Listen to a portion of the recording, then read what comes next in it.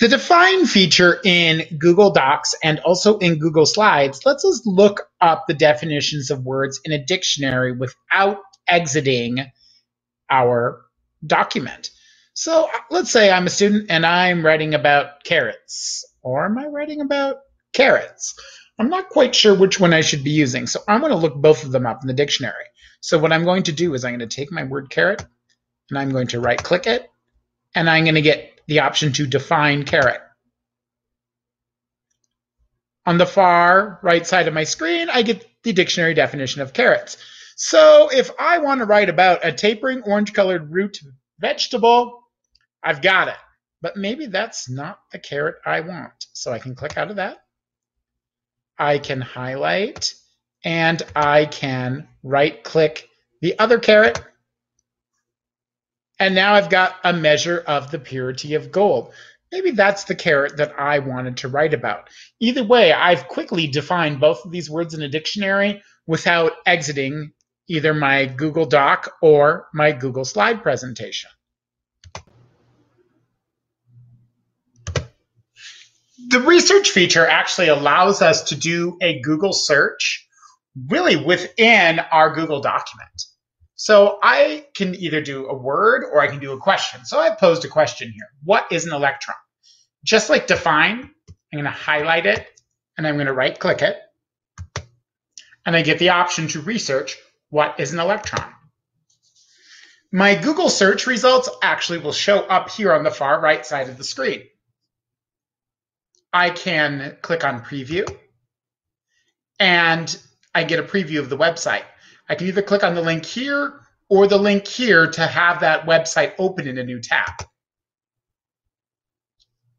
So that website's now open in a new tab,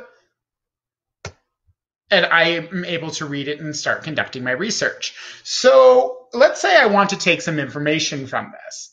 I see that electrons are extremely small. That's important. I want to make sure that I put that in my report. So I'm going to type that. I'm going to type those notes.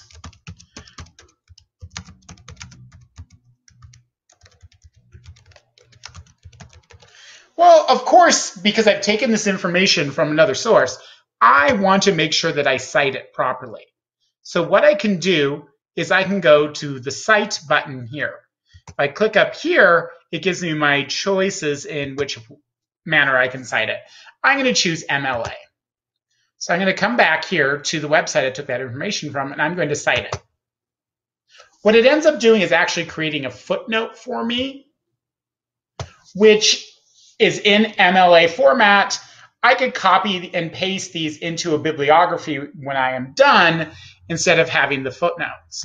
But this also gets our students in the habit of citing those sources and knowing where that information came from. The research and define features also work within Google Slides. So let's say, for instance, here we have Super Student who is preparing a presentation on Minnesota.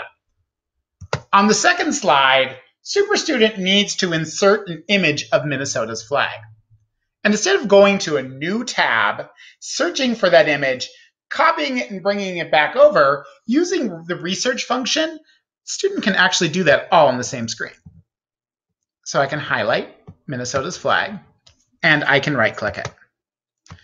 I want to select Research Minnesota's flag, and now I get web results.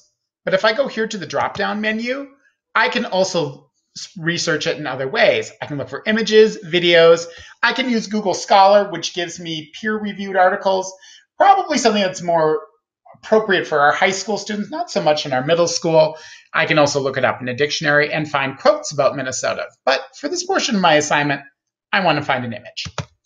So I'm going to search for those images. Clicking on this triangle allows me to refine my search a little bit more. Right now, I'm looking for images that are free to use, share, or modify. These are ones with fewer licensure restrictions. I can also click here, not filtered by license, but then you might run into some potential issues with images and copyright. So we might want to just direct our students to always stay here. Now, the easy part is now I've got my flag of Minnesota. I can drag it right into the slide.